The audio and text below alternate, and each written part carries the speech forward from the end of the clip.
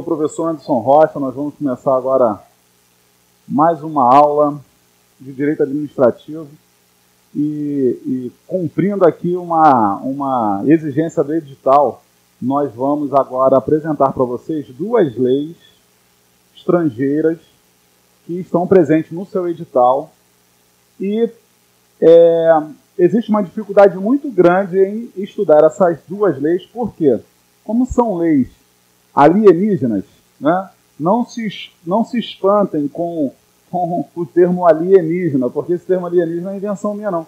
Dentro do direito, tem um costume de falar que leis estrangeiras que são aplicadas no país, a gente costuma dar esse nome, leis alienígenas. É comum você, às vezes, pegar um julgado do STF e algum ministro falar, porque segundo a lei alienígena do Estado, é alienígena, parece que é coisa de outro mundo, né? Então, quando você olha ali, parece que é coisa de outro mundo mesmo. E cumprindo aqui um compromisso com vocês, né? O CEPREM, tendo certeza de que vai ter um alto índice de aprovação nesse concurso, nós vamos conseguir preencher ali com o pessoal que está levando a sério, assistindo às aulas aqui, fazendo os exercícios. O pessoal vai conseguir aprovação, porque existe um compromisso forte aqui de todos os professores do curso. E, reforçando esse compromisso, é o motivo de nós estarmos aqui dando essas duas leis. Por que eu estou fazendo esse discurso aí? Porque eu nunca vi essas duas leis em edital de concurso nenhum. Tá? Pode ser que a tendência para o futuro seja a cobrança aí de uma legislação diferente daquilo que nós estamos acostumados. Mas é a primeira vez que eu vejo.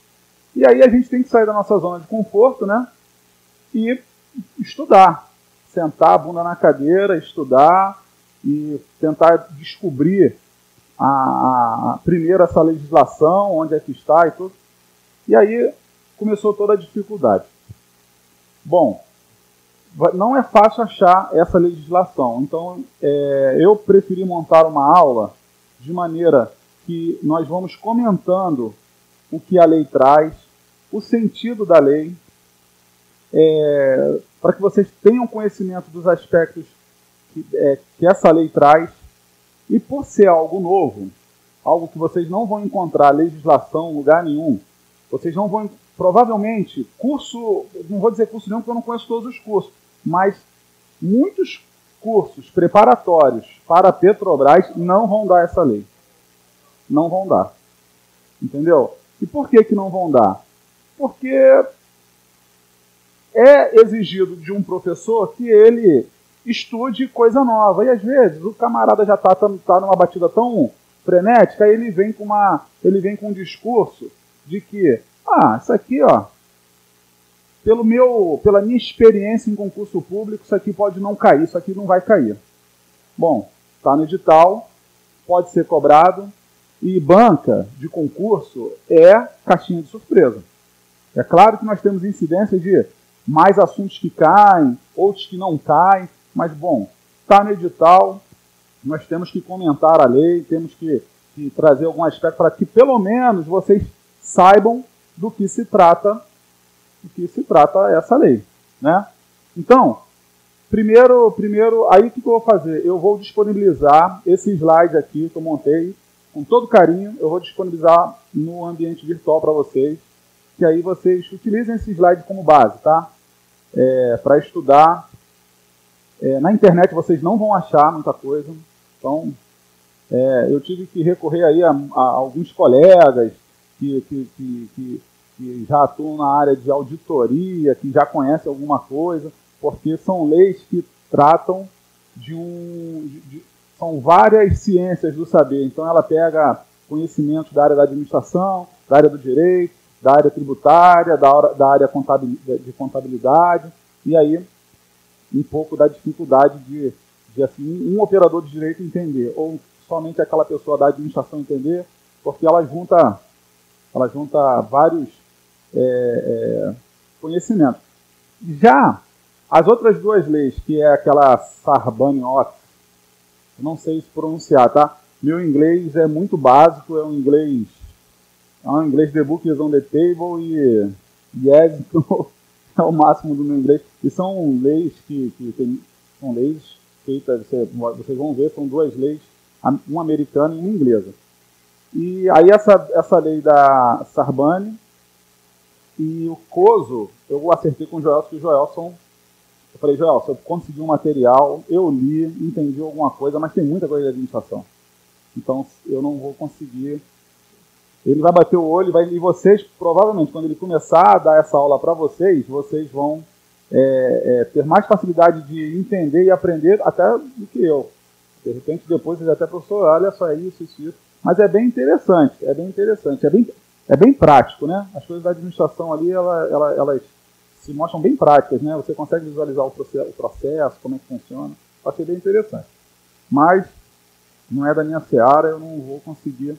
Vou falar um monte de besteira aqui para vocês. Então vou deixar essa parte com o Joel. Então nós vamos começar a aula de hoje falando dessas três leis. Mas, professor, a Lei 12.846, você já falou. Inclusive tem uma aula lá no ambiente virtual. Já resolvemos exercícios, né? Ficaram faltando alguns exercícios. Mas por que eu montei essa aula junto com as três leis? Por quê? Porque essas três leis, elas estão dentro da mesma filosofia mundial, vamos dizer assim. Existe uma filosofia mundial em combater a corrupção, em combater o suborno. Então, essa lei aqui trata de corrupção, suborno, empresas que se comprometeram de maneiras ilícitas para conseguirem contratos, conseguirem superfaturamentos, não é verdade? Não é uma exclusividade nossa brasileira. Não é uma exclusividade nossa brasileira. Por quê? Tanto nos Estados Unidos, quanto na Inglaterra, na China, na Rússia, os BRICS, né? E outros lugares do mundo, nós temos diversos casos de corrupção. Então nós montamos a lei, montamos a aula junto porque vocês irão notar que muitas coisas que eu vou falar de uma lei, dessa aqui, vai ter a ver com o desfecho da aula, que é a 12.846. Então, pessoal, primeira coisa, questão de prova. Quando cair lá na questão da prova, alguma coisa falando sobre a lei FCPA, UK Bribery Act, e você não souber, e você falou, eu não sei, eu vou ter que arriscar alguma coisa. Arrisca algum chute em algo parecido com o que você sabe da Lei 12.846. Bom, professor, é por aí. Arrisca em cima dessa lei, porque essas leis elas não se complementam, mas elas estão dentro da mesma filosofia de combate à corrupção. Então elas possuem muitos institutos parecidos. Então, se cair alguma coisa que você não saiba, como não é CESP, né, certo e errado, então você vai ter que arriscar? Arrisca dentro de algo que você tenha conhecimento da 12.846. Por isso é importante vocês, quando forem fazer a sua revisão ali na semana final, dê importância a 12.846. Assista a aula novamente, ou bata ali as questões que nós Então a intervenção aqui não militar, o pessoal de casa, o pessoal está assustado. O pessoal de casa pediu para aumentar aí a voz. E aí, pessoal, ficou melhor agora em casa? Vocês querem que eu repita? Falo tudo de novo não, né? Não. Então vamos lá. Então, primeiro, eu vou trazer aqui um contexto normativo sobre o que tratam essas leis, tá? Então, a FCPA, que é uma lei americana, uma lei que surgiu nos Estados Unidos em 1977. Bom, qual foi o ambiente histórico dessa lei norte-americana FCPA? Nos Estados Unidos, na década de 70, estourou lá uma grande grandes denúncias de corrupção, de maracutaia no meio das empresas americanas. O que acontecia lá? Uma empresa que aparentemente estava saudável, você pegava a documentação da empresa contábil, a empresa está saudável. Você pegava os relatórios financeiros, essa empresa está saudável. A empresa totalmente regular, aparentava ser uma empresa idônea, e essa empresa negociava as suas ações na Bolsa de Valores norte-americana, lá em Nova York. E aí, nessa década de 70, um monte de empresa que aparentemente possuíam credibilidade no mercado começaram a quebrar. E investidores norte-americanos, investidores do mundo inteiro, inclusive do Brasil, começaram a desacreditar na Bolsa de Valores americana. E houve uma fuga de capital imensa desse país.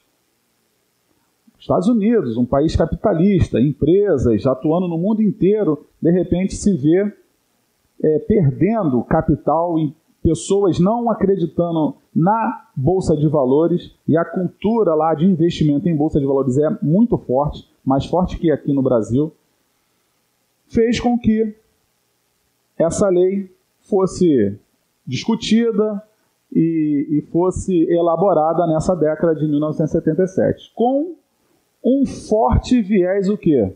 De controle contábil, controle de administrativo, com auditorias internas, auditorias externas, foi o que se previu nessa lei. Por quê? Até então, no mundo inteiro, não existia uma luta contra a corrupção declarada através de leis. Diversos países do mundo até incentivavam que empresas do seu país pudessem agir de maneira ilícita, corrompendo autoridades estrangeiras de outros países para que pudessem lá se estabelecer e ganhar dinheiro. Porque não é interessante para um país falar assim, eu não quero nem saber se essa empresa ela está dando dinheiro de suborno para agentes públicos de outros países. Eu não quero saber. O importante é que essa empresa cresça, e ela crescendo, ela vai gerar empregos aqui no meu país. Então, para vocês terem ideia, na França, a empresa ela declarava contabilmente o que ela gastou de suborno. Era declarado contabilmente. Não era algo recriminado. Lá nos Estados Unidos, quando começou a estourar a bomba, foi o primeiro país que regulamentou questões relacionadas a suborno, corrupção de empresas norte-americanas. A ideia central foi essa: empresas norte-americanas subornando agentes de governo de outros países. Ok? Então, empresas que tomam atitudes corruptas com agentes políticos de outros países. Essa lei não trata de suborno com agentes políticos do seu próprio país. Não é uma lei igual à nossa, 12.846, que trata do suborno e da corrupção, tanto para quem atua aqui no mercado interno com agentes políticos, agentes públicos do nosso mercado interno, quanto do mercado externo. A nossa lei abrange tudo. Essa lei não. Essa lei americana, empresas que cometem suborno com agentes políticos de outros países. Agora, aí nós vamos saber que empresas são essas, quais são essas empresas, são só as empresas norte-americanas ou não. Então, veio o FCPA nesse sentido. Logo após, houve uma convenção de combate à corrupção. Nessa convenção, vários países estavam presentes, inclusive o Brasil e o Reino Unido, e se comprometeram a colaborar de uma maneira mais eficaz para combater a corrupção no mundo.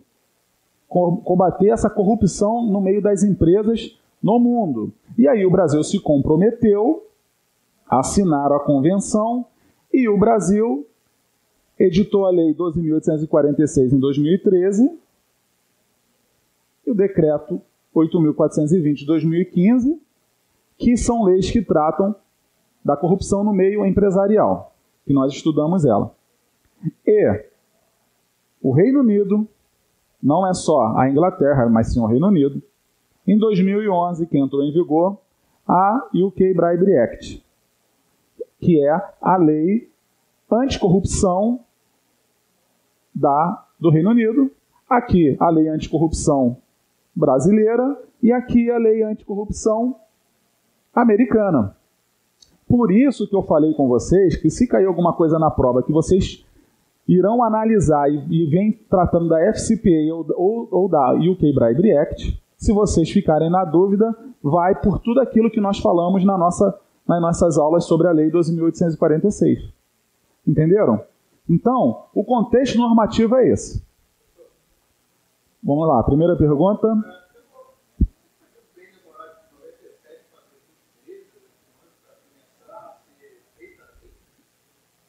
De 97 a 2011. Bom, olha só. O que acontece? A pergunta aqui do Tiago é a seguinte. Poxa, professor, não foi muito demorado essa lei de 97, e aqui 2011, e aqui nós 2013, né? Bom, é demorado sim. Por quê? O país, quem assina a convenção, a uma convenção internacional, é o Poder Executivo através do presidente. O presidente da República se compromete. Mas quem edita uma lei nesse sentido é o Congresso Nacional. E aí, por vários motivos, o Congresso Nacional demora muito para editar leis que vão no sentido daquela convenção que o Brasil se assumiu. Então nós temos aí como exemplos, chegou a Alexandra, cansada, arrasada.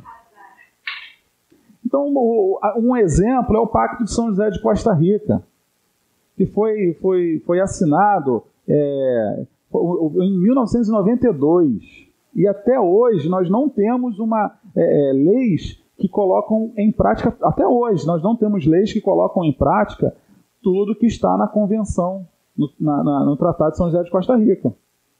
Entenderam? Então até o Brasil já tinha assinado o tratado, porque vocês tenham uma ideia, o Brasil já tinha assinado esse tratado foi assinado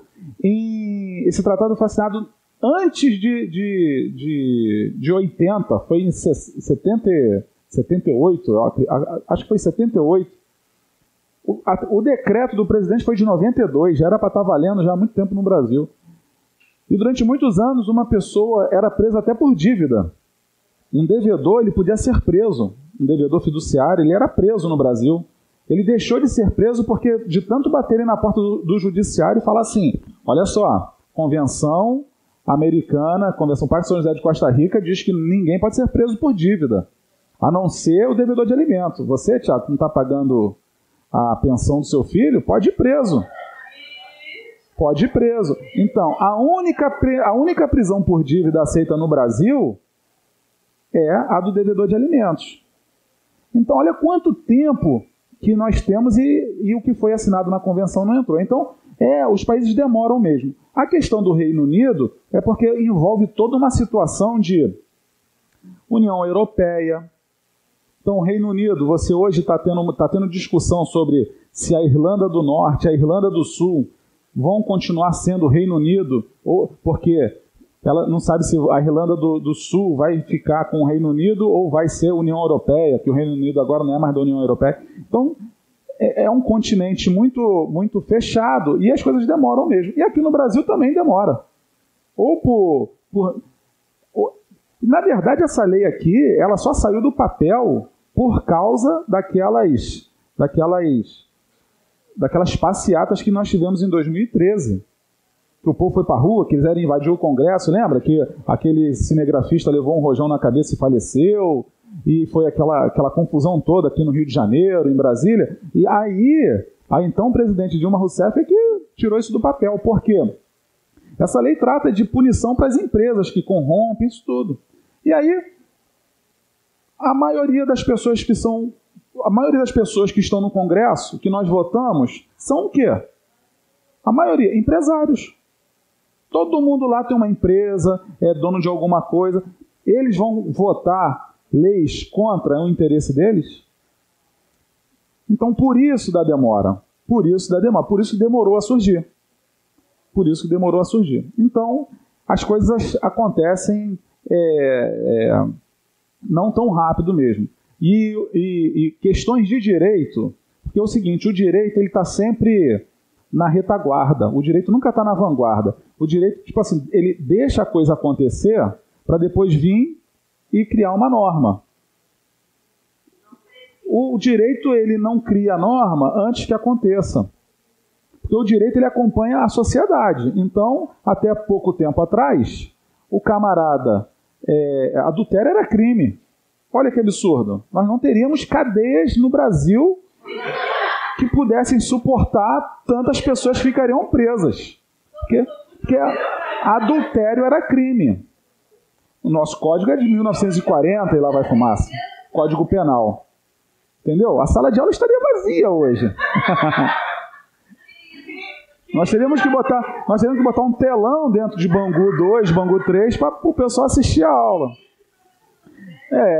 Eu não estaria preso, eu estaria dando aula daqui. Agora os alunos estariam de lá. Então, até pouco tempo adultério era crime.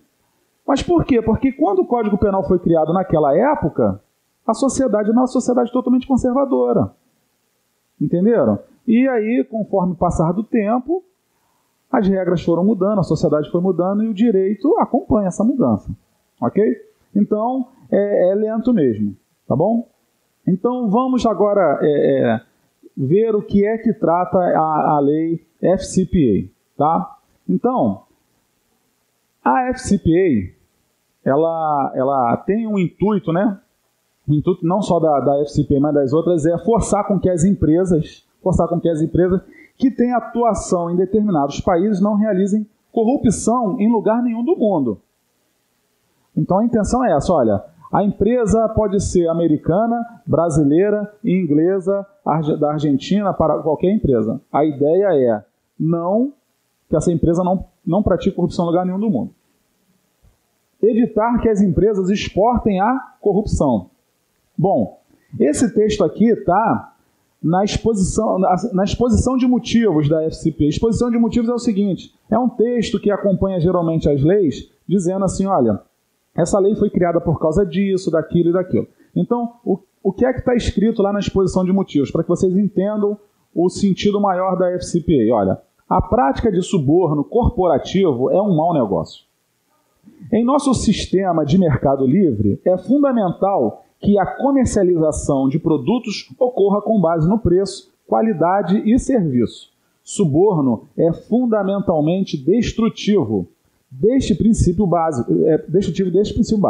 Suborno de funcionários estrangeiros ocorre principalmente para ajudar as empresas na obtenção de negócios. Assim, suborno estrangeiro afeta a própria estabilidade dos negócios no exterior. Então, lá nos Estados Unidos, eles chegaram a essa conclusão. Olha, o suborno ele é um mau negócio, ele corrompe. Ao invés de fazer com que a empresa prospere, não. Ele corrompe, acaba com a concorrência, e aí quando você acaba com a concorrência, você consegue destruir o mercado. Então, surgiu o FCPA nesse sentido de tentar melhorar a credibilidade das empresas que atuavam na Bolsa de Valores americana, e aí os Estados Unidos tomou as dores e falou, não, agora vamos punir essas empresas, os seus dirigentes, quando nós constatarmos que houve suborno com agentes de outros países. Frisem isso, tá bom? Então vamos lá. A quem se aplica a FCPA? Bom, todas essas três leis, elas possuem uma característica em comum. Por isso que eu vou dar as 3 leis juntas aqui e vira e mexe eu vou falar, tá na mesma lei, não sei o que, é diferente, é assim. São leis extraterritoriais. O que eu quero dizer quando eu falo que são leis extraterritoriais? Porque essas leis, geralmente, você cria uma lei, um país ele é soberano. E ele é soberano, e um dos aspectos da soberania é que ele crie leis para que sejam aplicadas no seu território. Uma lei brasileira vai valer em Portugal? Não. Às vezes, até é uma questão de crimes, tem uma diferença. Lá nos Estados Unidos tem a pena de morte, tem a prisão perpétua. Aqui no Brasil não tem. Uma pessoa que cometeu um crime lá nos Estados Unidos vai ser julgado pela lei americana. A pessoa que cometeu um crime aqui no Brasil, via de regra, vai ser julgado pela lei brasileira. Então, nós temos cada país agindo dentro da sua soberania, criando leis, e essas leis, via de regra, vão ser aplicadas no seu território. Mas essas leis não. Elas têm um alcance extraterritorial. Ou seja, a FCPA ela pode atingir uma empresa que ela está no Brasil, uma empresa que está em Portugal, no Japão, uma pessoa que está no Brasil. Então, ela tem um alcance global. Por isso, é extraterritorial. Essa palavra é importante. Pode cair na sua prova. Extraterritorial. Então, extraterritorialidade. Está além das nossas fronteiras, tá? Então, a quem se aplica? Qualquer cidadão norte-americano, ok?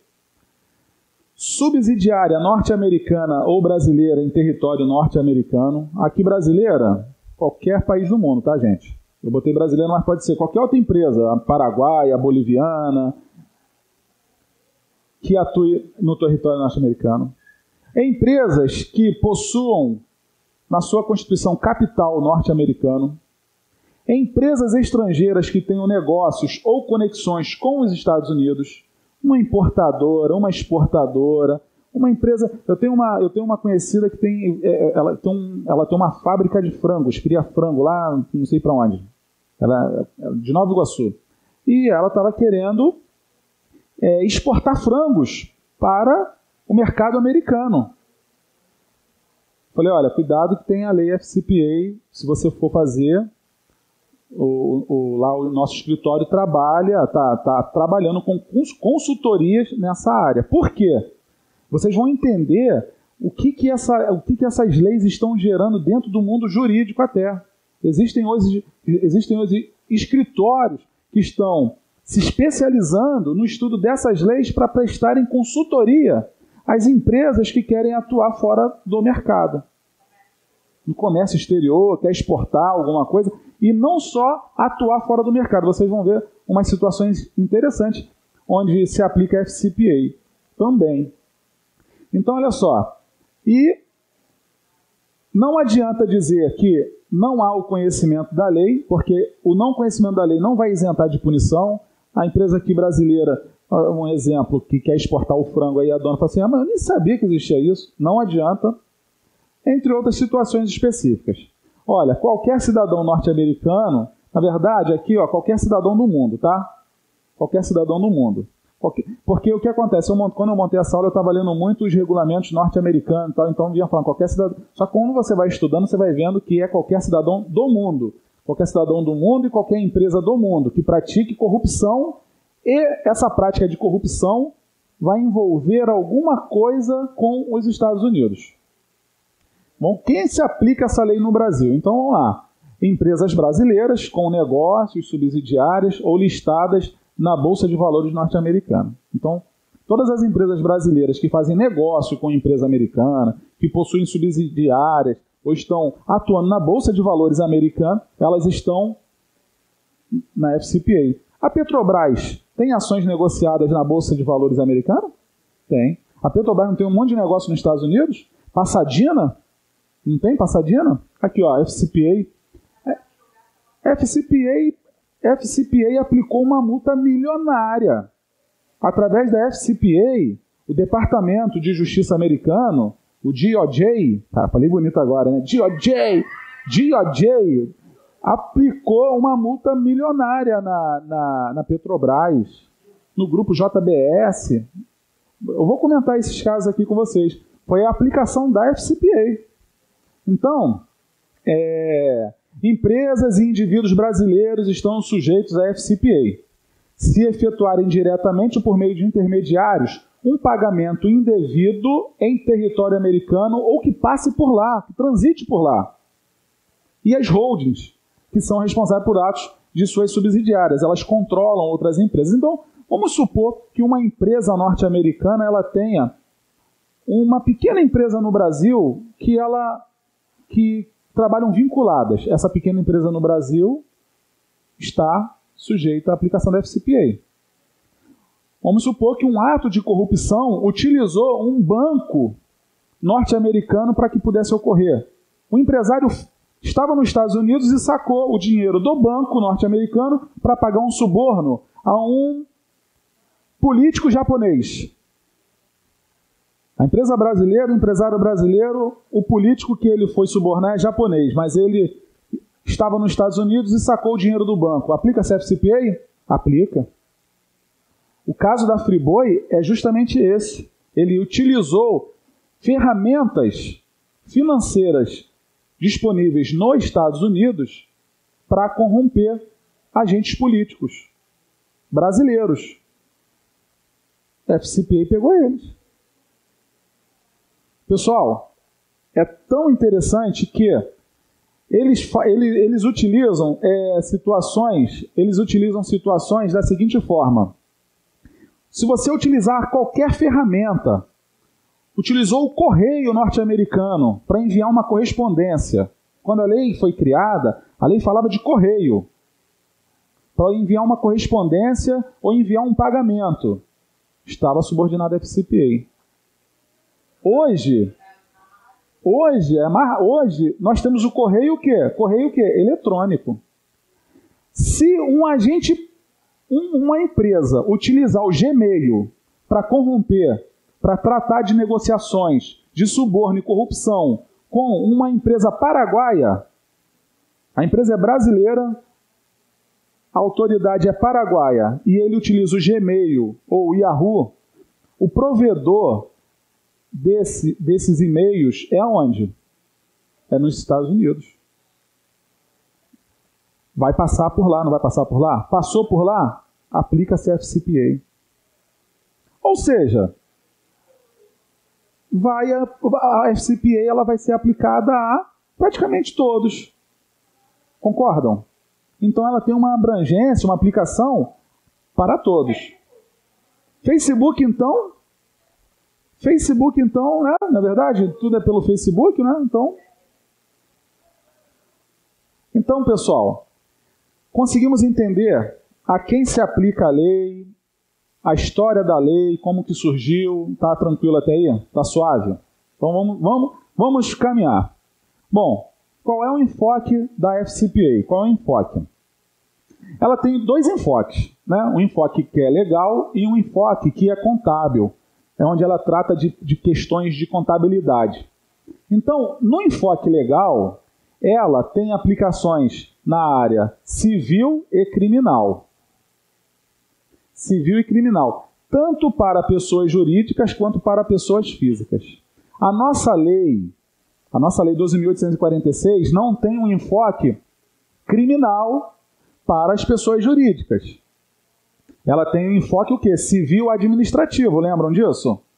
A FCPA, civil criminal. Então já tem uma diferença da FCPA para 12.846. Visa combater o suborno a funcionários públicos e estrangeiros. A nossa lei combate a corrupção como um todo, seja funcionário público estrangeiro, seja funcionário público brasileiro. Ok? E ela tem um enfoque contábil também. Bom, responsabilidade criminal para a pessoa jurídica é algo que é muito controvertido e debatido. Lembram quando eu falei para vocês, gente, olha, responsabilidade objetiva, então responsabilidade subjetiva. para você avaliar se houve um crime, você tem que ver a situação do dolo e da culpa do sujeito. Então, aqui nós não admitimos responsabilidade objetiva para punir pessoas. Por isso que a nossa lei trata de responsabilidade objetiva. Aqui não. Lá nos Estados Unidos o sarrafo é mais baixo. Bom, a empresa cometeu corrupção? Os dirigentes sabiam? Não fizeram nada para evitar? Cometeram crime, estão presos. Mas não fui eu que cometi, foi um empregado. Não, você sabia? A sua empresa tem controles controles que visam evitar, sanar a corrupção? Vamos analisar. Não tem? Está preso. Então, a situação é mais cuidadosa por lá. A verdade é o seguinte: você tem um empresário que comete um ato de corrupção lá nos Estados Unidos, utilizando uma pessoa jurídica, ele pode pegar 20, 25 anos de prisão. Você pega uma mulher que esfaqueou o marido dentro de casa porque descobriu que ele estava com uma amante. Essa mulher pode pegar a pena menor do que esse homem. Não. Não, o que eu estou falando, olha só, Mas isso aí é tudo coisa da lei. E eu estou falando isso para vocês, sabe por quê? Esse exemplo que eu estou dando para vocês foi um exemplo dado na palestra do Departamento Jurídico norte-americano, que é o nosso Ministério Público. Essa palestra, quando foi dada, o promotor de justiça deu justamente esse exemplo que eu estou dando, para colocar medo nos empresários. Ele falou assim, ó, o exemplo que ele deu foi esse assim, dirigentes de pessoas jurídicas podem pegar pena maior por atos de corrupção do que uma mulher que esfaqueia o seu marido com 15 facadas, esconde o corpo no terreno de casa porque descobriu que ele estava traindo. Aí os empresários ficaram como? Né? Ou seja, para impor medo mesmo. Para impor medo. Então a ideia é essa. Então, ó, não se corrompa. Você vai ser preso e a pena é pior do que de um homicídio. Não traiam. Pessoal, não traiam. Tá? Hoje não é dia de terça-nejo, quarta-nejo, nada, né? É dia de estudar, pessoal. Vamos namorar a apostila, namorar o caderno. Então é o seguinte, olha, esse viés legal trata das situações que são situações na esfera civil e na esfera criminal. Situações na esfera civil, o que é? A reparação integral do dano, você devolver o dinheiro que foi obtido através daquela corrupção para pessoas que foram lesadas, pessoas que tiveram prejuízo na Bolsa de Valores. Olha o caso aí das empresas X, né? Do Eike Batista.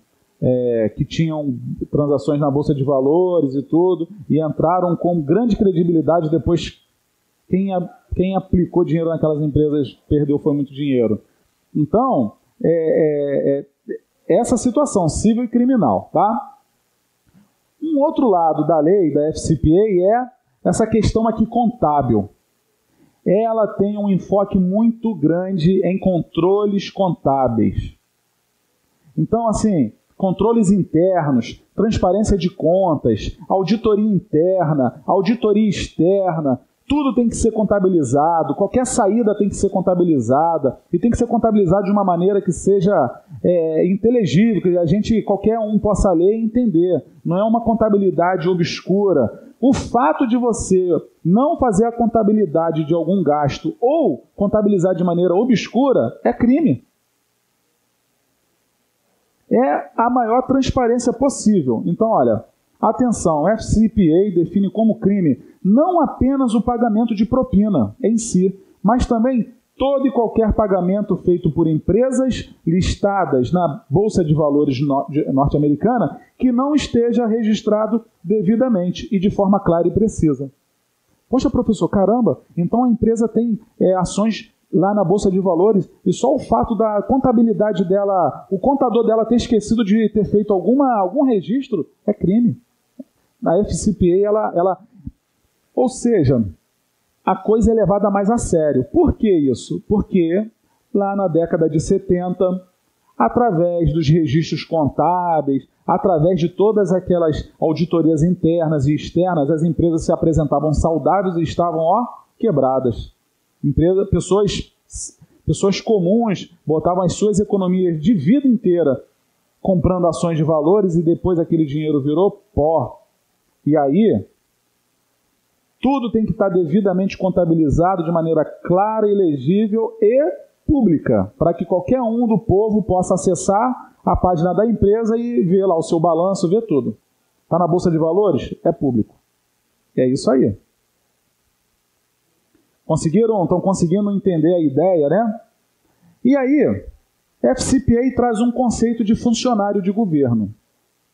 Aqui é diferente do nosso conceito de funcionário de governo, porque nós não incluímos o quê? Partidos políticos. Não incluímos, ou seja, se a empresa ela comete um ato de corrupção corrompendo algum agente de governo, né, um funcionário de governo, agente de governo, nós pensamos logo numa pessoa, né? Mas a lei ela abrange isso. Olha, então, ela abre o leque. Quem é considerado funcionário de governo para a lei? É amplamente definido para abranger qualquer funcionário do governo eleito ou nomeado, qualquer funcionário ou pessoa atuando em nome de um funcionário público, qualquer pessoa. Ela pode ser uma pessoa privada, pode ser você, Alexandra. Você, Alexandra, que através quando você passar agora no concurso da Petrobras, e aí fala assim, Alexandra, vai lá nos Estados Unidos, que você vai encontrar com alguém lá, ele vai te dar uma mala, aí essa mala está cheia de dinheiro. Quando vê, você está lá, enrolado através da FCPA. Então pode ser uma pessoa privada, pode ser um funcionário, qualquer pessoa é considerada funcionário de governo, tá? Funcionário público, agência, órgão de governo ou empresa que desempenhe função governamental. Qualquer partido político, funcionário público empregado ou pessoa que trabalha para um partido político. Uma pessoa que trabalha para um partido político, ela é privada, né? Às vezes nem trabalha trabalha esperando que seja contratado quando a pessoa ganhar a eleição. Trabalha para um partido político e atua em nome deste, né? Ou qualquer candidato a cargo público, qualquer funcionário ou pessoa que trabalhe para uma organização pública internacional ou em nome desta.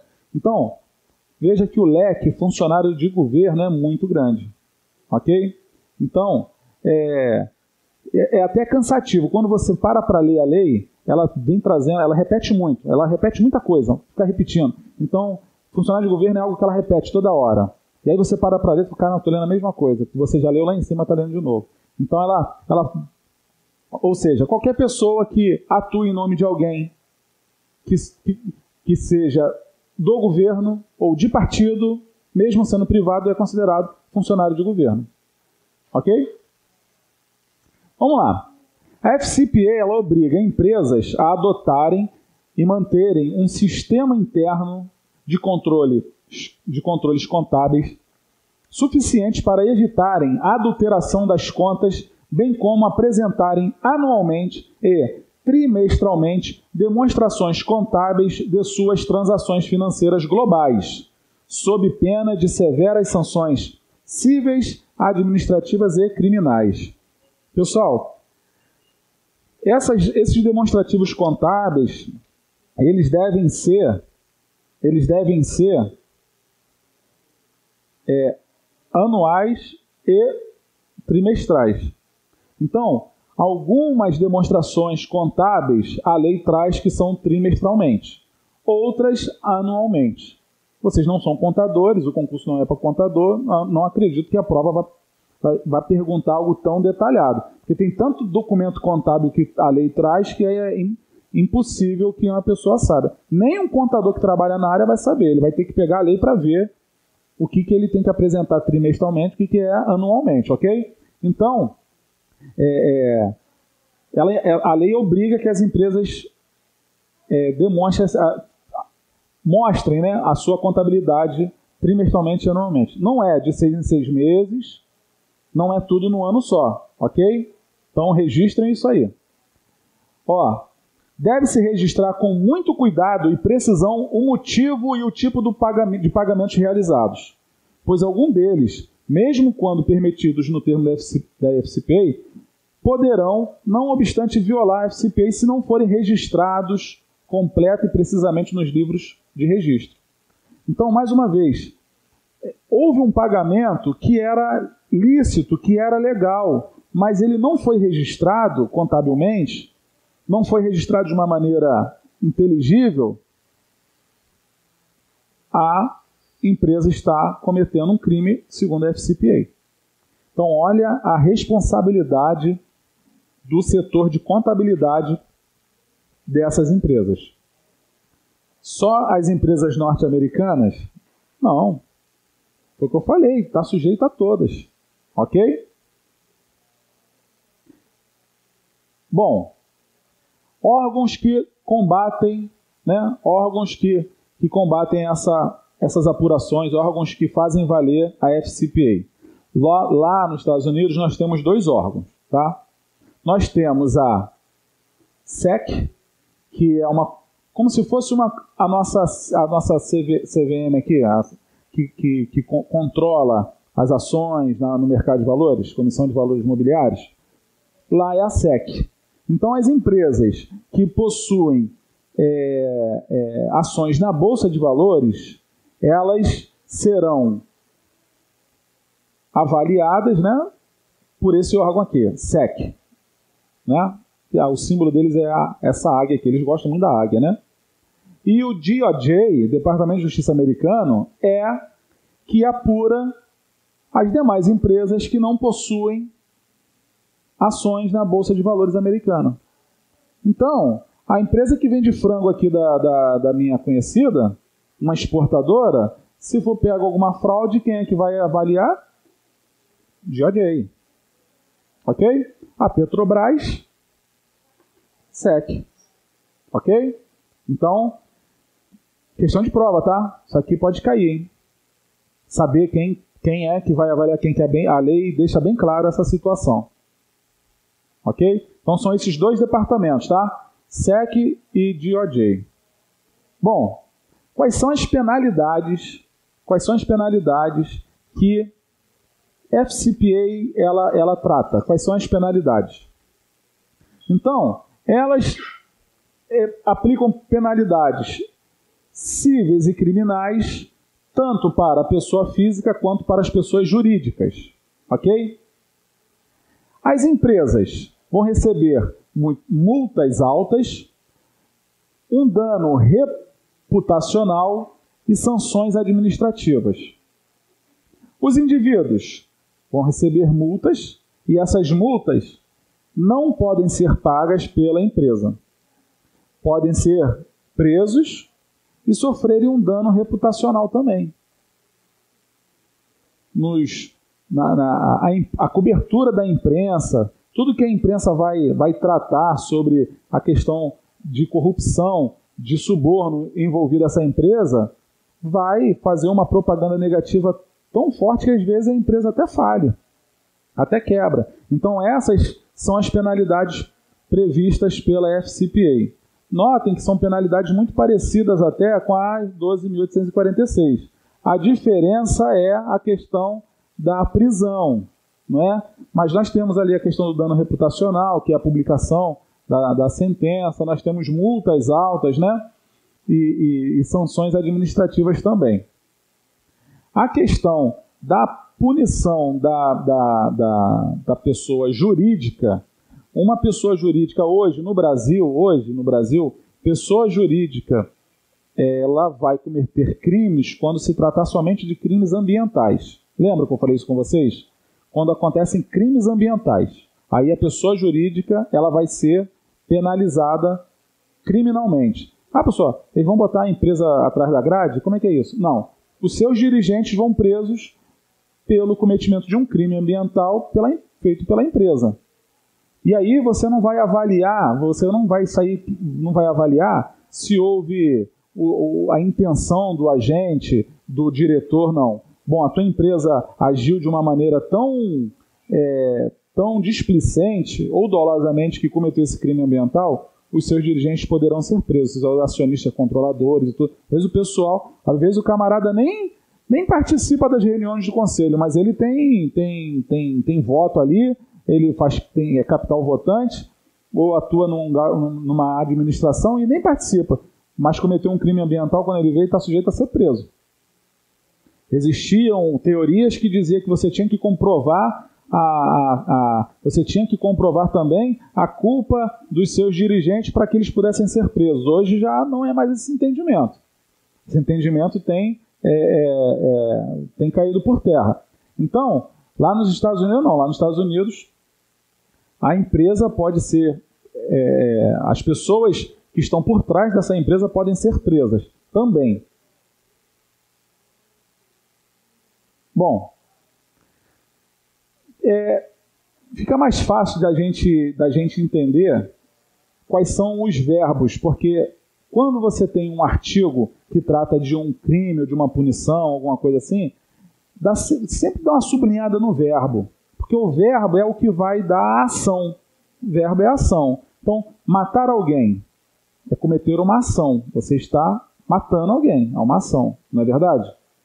Roubar é uma ação. Então, quais são os verbos que a lei FCPA traz, como um todo? Aí eu separei os verbos. Olha, pagar, auxiliar, oferecer, prometer ou autorizar. Notem que não é só pagar, não é só auxiliar. Quer dizer, pagar é o que todo mundo acerta. Agora, às vezes cai auxiliar, oferecer. Somente o fato de oferecer já vai estar sujeito a FCPA. Pô, o cara só ofereceu o suborno. O cara só prometeu. O seu dirigente somente autorizou. Ele está sujeito? Não foi ele que pagou, ele autorizou. Ele não fez nada para que não ocorresse. Já vai estar sujeito a FCPA. Ok? Então, quais são os meios que essa lei traz para que possamos aplicar a FCPA? Ou seja, a pessoa pode pagar dinheiro, pode pagar qualquer coisa de valor, ou pode pagar facilidade não, mas oferecer uma facilidade. O que é oferecer uma facilidade? É oferecer um cargo no futuro em algum lugar, um emprego para um parente em tal lugar. Você me ajuda aqui que eu te ajudo ali com não sei o quê. Não simplesmente financeiramente.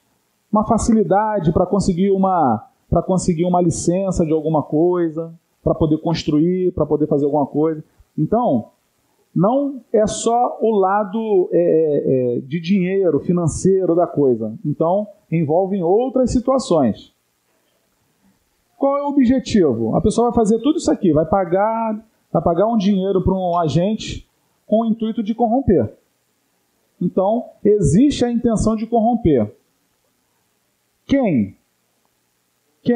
Aí é aquele funcionário do governo, aquele agente do governo, que é um oficial estrangeiro, um partido político estrangeiro, autoridades públicas estrangeiras, candidatos públicos estrangeiros. Gente, a lei trata do suborno a pessoas de outros países.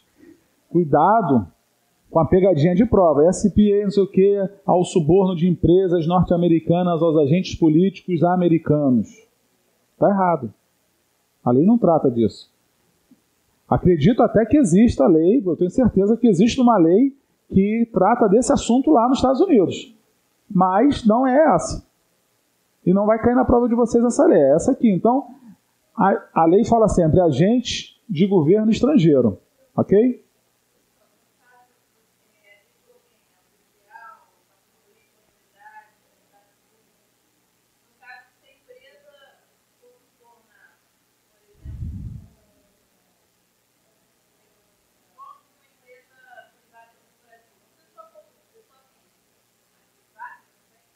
Bom, a pergunta é se uma empresa norte-americana for subornar uma empresa aqui brasileira. Ou uma pessoa física brasileira, que não é agente não está enquadrado como agente de governo. Não vai se aplicar.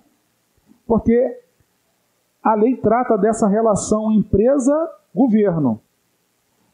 Agora, subornar uma empresa brasileira, vamos supor, se fosse uma Petrobras, já uma empresa privada.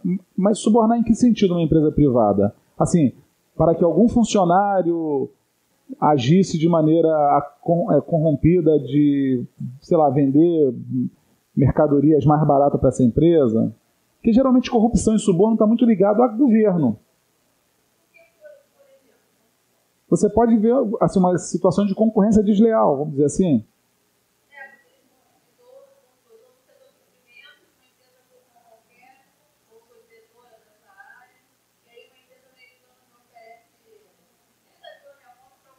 Para você fechar a compra, entendi. O exemplo que ela deu foi o seguinte: ela trabalha numa empresa de suprimentos privada, que não tem nada a ver, e aí essa empresa chega e fala assim: olha só, a minha empresa quer oferecer suprimentos para você, não sei o quê, eu vou te dar um dinheiro, e aí vamos fechar uma parceria, e aí ela está corrompendo aquela pessoa, aquele funcionário de uma empresa privada, não é?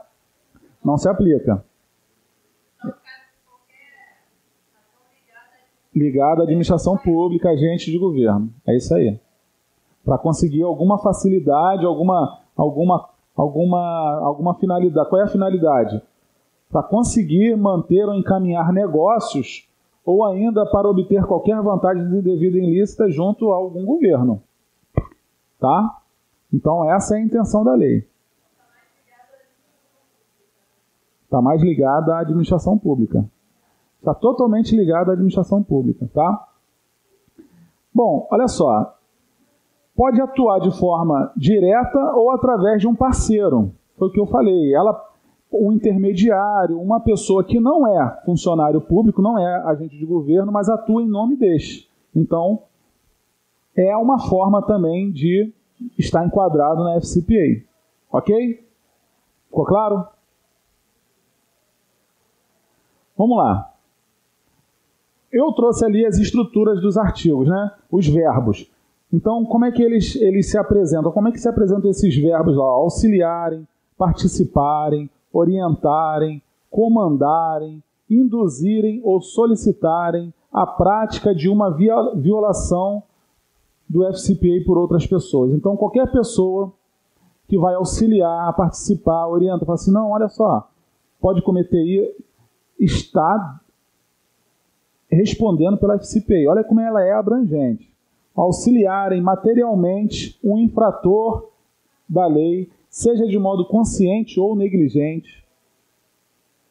A pessoa não cometeu o ato em si, mas ela auxiliou, ela ajudou para que aquele ato de suborno, ela intermediou, acontecesse, estará sujeita à aplicação da FCPA.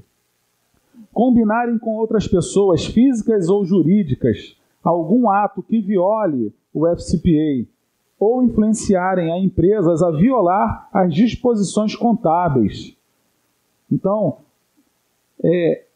auxiliar o contador, influenciar para que seja feita uma contabilidade de uma maneira errada, para que se possa mostrar uma outra situação diferente da realidade. Olha que pode nem ter acontecido, mas só o fato dele tentar influenciar de uma maneira negativa contra o que a lei fala, ele já está sujeito à aplicação da FCPA. Então, é uma lei muito abrangente. Bom, proibições da lei americana anticorrupção. Então, a lei ela fala, é proibido emissor, dirigente, funcionário ou acionista da empresa fazer uso dos correios, lembra que eu falei do correio? Ou qualquer outro meio ou organismo governamental de forma corrupta para oferecer, pagar, prometer, doar dinheiro ou qualquer outro bem a funcionário de governo estrangeiro, com o fim de influenciar, induzir qualquer ato ou decisão governamental. Então, a lei frisa essa situação de decisão governamental. Então, olha, qualquer pessoa de uma empresa norte-americana ou que faça negócios com uma empresa norte-americana que vá cometer qualquer uma dessas situações aqui, elas estarão sujeitas, com a finalidade de ter alguma vantagem de uma decisão governamental. Isso se aplica em qualquer Brasil, em qualquer país, inclusive no Brasil. Às vezes, países da África, tem lugar aí que uma empresa só consegue se estabelecer, só consegue montar sua estrutura se for através de propina. Aqueles países lá na África, lá, que só vive em guerra civil, a corrupção rola solta. A empresa só consegue se der dinheiro para o pessoal do governo, para ter licença, para ter não sei o quê, senão não consegue. Quantos filmes aí que a gente vê, né, essas situações, né? Então, se a empresa norte-americana está lá num país africano corrompendo algum agente de governo africano, ela vai estar sujeita à FCPA, ok? Bom, aí eu trago aqui para você tudo que é exceção, é bom vocês guardarem, grifarem. Por quê? Geralmente o que cai é exceção, porque se cai uma questão dessa na prova, vocês podem ficar na dúvida. Porque a lei é tão rígida, né? É tão severa, e aí vem uma exceção. Olha, pagamento de facilitação ou agilização a um funcionário do governo para a realização de uma ação governamental de rotina. Bom, como assim, professor? Se uma empresa realiza um pagamento ou realiza uma facilitação, pedindo uma facilitação, ou que um funcionário de governo ele facilite ou agilize algum procedimento que é lícito, não é ilícito, é que é lícito, e é uma ação de rotina dele, é algo de rotina, que é lícito, e aí ele agiliza, ele facilita, e essa empresa, pô, meu amigo, a situação do despachante. É que vocês são muito novos, né? Muito novos, e vocês não lembram do despachante. Antigamente, a pessoa queria fazer a vistoria no carro dela, no Detran. Para fazer a vistoria no Detran, você ia lá no Detran, teu carro estava... Ó, teu carro aqui não vai passar porque o pneu tá careca. Aí tu voltava e trocava o pneu, não vai porque um farol tá diferente do outro. Aí, caramba. Botava na mão do despachante, pagava lá, sei lá quanto, R$50, o despachante levava na mesma hora, o carro estava liberado no Detran. Então, a situação do despachante, isso ainda existe, em grau menor. A situação do despachante, não estou falando que o despachante ele age de maneira ilícita, não. Eu estou falando que o despachante é aquela pessoa que é um facilitador. Ele, olha, não, você não pode levar o carro lá, eu vou levar. Eu conheço todo mundo. Ele não vai dar um dinheirinho para ninguém liberar o seu carro, né? É isso que eu estou falando. Mas ele vai fazer esse meio campo. É uma atividade de rotina e ele vai... Não que ele vá molhar. Isso não existe. Ninguém dá dinheiro para ninguém do Detran para o carro passar. Isso não existe. Isso não existe. Então, ainda mais despachante. Então, o que a lei está falando é isso. Mas, vamos lá. O que é que significa esses termos que eu falei, tá? O que é que nós podemos dizer que é uma ação governamental de rotina? A lei fala. A lei ela traz uns exemplos. Então, olha, significa somente uma ação que é normal e comumente realizada por um dirigente estrangeiro, ao obter autorizações, licenças ou outros documentos oficiais para qualificar uma pessoa a conduzir negócios em um país estrangeiro. Ou seja, se uma empresa quer se estabelecer em algum país e ela precisa de uma licença, precisa de algum documento oficial, para que ela possa se estabelecer naquele país e ela pague para que um agente de governo ele possa, de uma maneira mais rápida, agilizar isso, porque ela é uma ação governamental de rotina, não caracteriza uma afronta à FCPA. Processar documentação governamental, tais como vistos e ordens de trabalho, A empresa está precisando agilizar para que ela tenha um visto, para que ela tenha seja regular de acordo com as leis trabalhistas daquele determinado país. E aí ela, não, olha só, vamos tentar agilizar esse processo, não sendo suborno, não sendo nada assim ilegal, ilícito, aquela coisa assim, coloca o meu processo para cima. Então assim, eu particularmente acho errado, mas a lei abre essa exceção. Eu até entendo, porque como é uma lei que tem uma abrangência no mundo inteiro, e sabendo que algumas empresas não conseguiriam se estabelecer em determinados países do mundo se não fosse assim, não é assim, ó, não estou falando, olha, tem aqui um brejo, e a lei desse país não permite construções em locais de brejo. Eu quero aterrar esse brejo e levantar minha empresa. A lei não permite. Então faz o seguinte, faz vista grossa e me dá essa licença ambiental para eu construir. Não é isso que eu estou falando. É da competência daquele órgão dar as licenças ambientais? É. Ok. Ele está construindo em alguma área autorizada? Tem algum problema ambiental? Não, não tem. Ele precisa da licença? Precisa. Aí ele vai fazer ingerência junto ao órgão para que aquela licença saia mais rápido. Não está agindo de uma maneira, não está corrompendo ninguém para que aquela licença saia. Agora, se corromper, se pagar para que tenha uma licença que seria negada, estará contra a FCPA. Ok? Então, a lei traz aqui essas exceções. Aí a lei fala assim, ó, fornecer proteção policial, coleta e entrega de correspondência ou agendamento de inspeções relacionadas ao cumprimento de contratos ou inspeções relacionadas ao trânsito de bens pelo país. A lei traz uma situação dessa, questões relacionadas à segurança, a trâmite de correspondência. Se ela tiver que pagar por isso, a lei não enquadra como... Ela diz que ação governamental de rotina. Fornecer serviço telefônico, elétrico, de água, carregamentos e descarregamentos de carga, ou proteger produtos perecíveis ou produtos básicos contra a deteriorização, ou empreender ações de naturezas semelhantes. Vamos supor, a empresa ela atua aqui no Brasil e tem lá um carregamento que vai estragar se não for liberado logo no porto. E ele está precisando, senão ele vai perder aquilo ali. E a ação do fiscal é uma ação de rotina. A empresa pagar para que possa agilizar esse processo, a lei não vê isso como uma atitude criminosa. Pode ser que o órgão, né, tenha lá seus regulamentos e proíba esse recebimento pelo funcionário.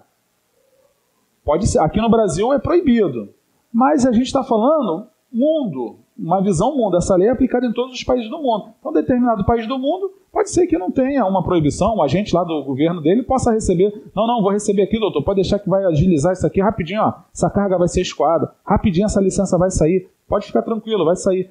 Tá tudo legal? Tá tudo direitinho? Então, não, beleza, tá bom. Entenderam? Então, é isso que a lei trata, tá? Agora, não inclui como ação governamental de rotina tomada de decisão por parte de um dirigente estrangeiro, de outorga ou não, novos contratos, bem como de prorrogá-los. Pagar para que se tenha novos contratos ou que possa prorrogar um contrato já existente não é ação governamental de rotina. Se a empresa pagar para que se prorrogue um contrato de uma maneira... ele não seria prorrogado, ela paga para que ele seja prorrogado, ou ela paga para que ela participe, ganhe aquele contrato, aí não é ação de governo. Não é bem lógico? Não está bem lógico a situação? Então, bom, a lei fala também de defesas afirmativas. Aqui, ó, pagamento de facilitação ou agilização ao funcionário de governo para a realização de uma ação governamental de rotina. Então, essa é uma exceção. Aí ela traz outras exceções, que eles chamam lá de defesas afirmativas. A empresa agindo de maneira a se defender, tomando atitudes para se defender, defesas afirmativas, que eles chamam de pagamentos, ofertas, promessas, doações de qualquer valor considerado lícito pelo governo do país. Então, se a empresa efetuar algum pagamento, oferecer alguma coisa que é lícito pelo governo do país, pagando despesas razoáveis e legítimas, um exemplo aqui, ó, despesa de viagens e acomodações de político. Eu vou explicar o porquê. Candidato partido político ou dirigente de partido, ou em nome deste. Promoção, demonstração ou explicação de produtos ou serviços, ou a execução ou cumprimento de um contrato com o governo estrangeiro. As defesas afirmativas é o seguinte, vamos supor que uma empresa americana ela quer instalar um polo petroquímico num município tal. Tá? E essa empresa quer instalar esse polo petroquímico lá no município da Bahia, lá no interior da Bahia, só que a empresa tem sede aqui no Rio de Janeiro. E aí ela pode pagar a viagem, pode pagar a estadia do prefeito, do pessoal da Câmara, para que venham no Rio de Janeiro e eles apresentem um projeto. Um exemplo. Entenderam? Para que eles possam... dirigente de partido político, um candidato do governo agora, nós vamos ter um novo presidente no Brasil. E aí, alguma empresa que tenha interesse em abrir uma fábrica no Brasil, ela pega aquele candidato e fala assim, olha só, nós queremos pagar uma viagem para você e a sua comitiva vir conhecer a nossa empresa aqui nos Estados Unidos.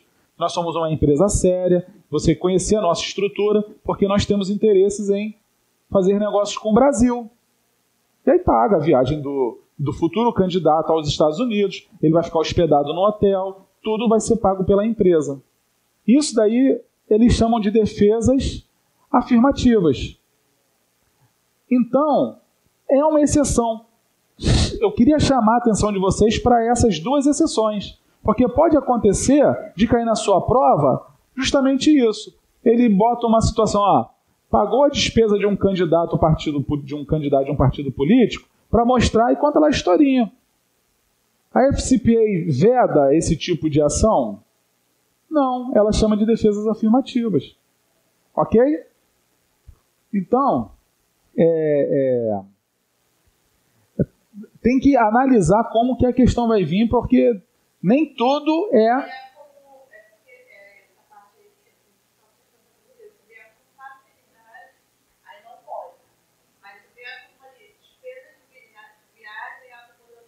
Já pode. Despesa de viagem. É uma facilidade. Então, isso é. Agora, é claro, se a questão trouxer que é um toma lá da cá, olha só, você depois que ganhar e tal, a eleição, a gente vai se instalar lá, e aí tem alguma... Alexandra, usa o seu faro feminino, aquela coisa assim, tem alguma coisa errada aí, eu vou descobrir o que é. As coisas vêm até mim, eu não preciso ir atrás não, logo chega. Sabe essa coisa assim? Então, assim, usa essa interpretação, porque, na verdade, aqueles dois órgãos, o DOJ e a SEC, né, eles utilizam, eles avaliam o caso concreto, a situação em si. Então, vamos lá, vamos analisar o que está acontecendo. Se envolvem em ações afirmativas, defesas afirmativas? Se envolvem em alguma exceção trazida pela lei ou não? A verdade é essa, tá? Então, nós fechamos aqui FCPA, tá? Fechamos FCPA. Eu vou falar um pouco com vocês depois sobre compliance. Sobre compliance. Quando eu for falar de compliance, eu vou falar quando eu terminar de falar da UK Bribery Act. Por quê? Compliance é algo que está ligado tanto à FCPA quanto à UK Bribery Act. Tá bom? Nós temos tempo ainda? Quanto é que está? 8 horas? Acha melhor o quê? Terminar agora e fazer um intervalo? Não, até 8h15 não acaba a UK Bribery Act. Eu acredito que eu não acabe essa aula hoje. Acho melhor a gente dar um intervalo agora, que aí quando eu voltar eu pego dela e vamos até o final. Entendeu? Que aí a gente vai direto, e aí, vamos supor, não conseguir acabar a lei, que eu acredito que eu não vai acabar hoje. Tô bonito hoje? Aí eu tô bonito, é a situação que tá para acabar. E aí a gente volta, porque para começar a UK Bribery Act, no meio da lei, vocês começarem a, professor, você tá bonito hoje, professor, quero ir no banheiro, professor, tô com fome. Aí,